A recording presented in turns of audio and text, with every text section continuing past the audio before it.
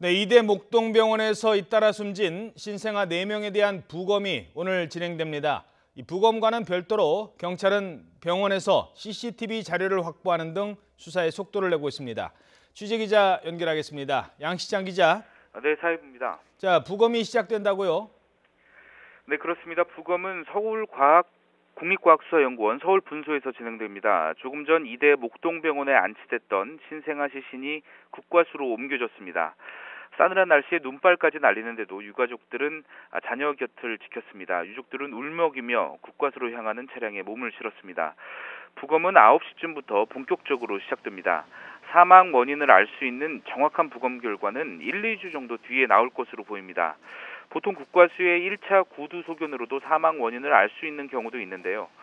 이번 경우는 감염 여부 등을 정확하게 판단하기 위한 혈액 검사 결과까지 받아봐야 할 것으로 보인다는 게 경찰의 설명입니다.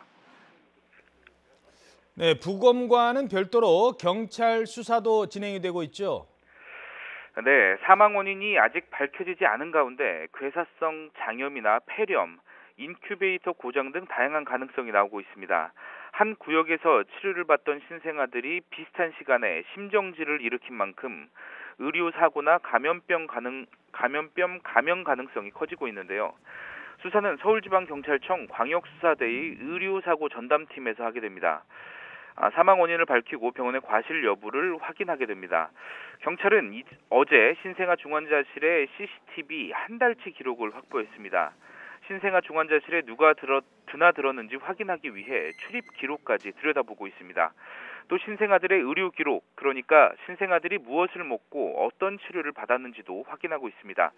경찰은 또 의료 장비도 확인하기 위해 전문가와 함께 조사를 진행할 계획입니다.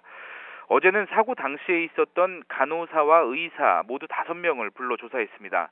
신생아들의 증상과 처치 내용 등을 진술했지만 원인은 역시 알려지지 않았습니다. 병원 측은 사망 원인에 대해 신중한 모습을 보이고 있지만 유족들은 의료사고라고 주장하며 병원에 강하게 항의하고 있습니다.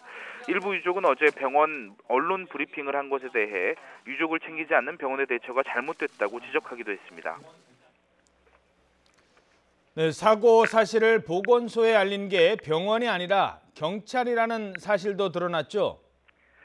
네, 그렇습니다. 어제 이대 목동병원이 브리핑을 했는데요. 그때 사고 사실을 보건소에 알렸다고 말했는데 알고 보니 신고를 접수한 경찰이 보건소에 사고 사실을 전달한 것으로 확인됐습니다.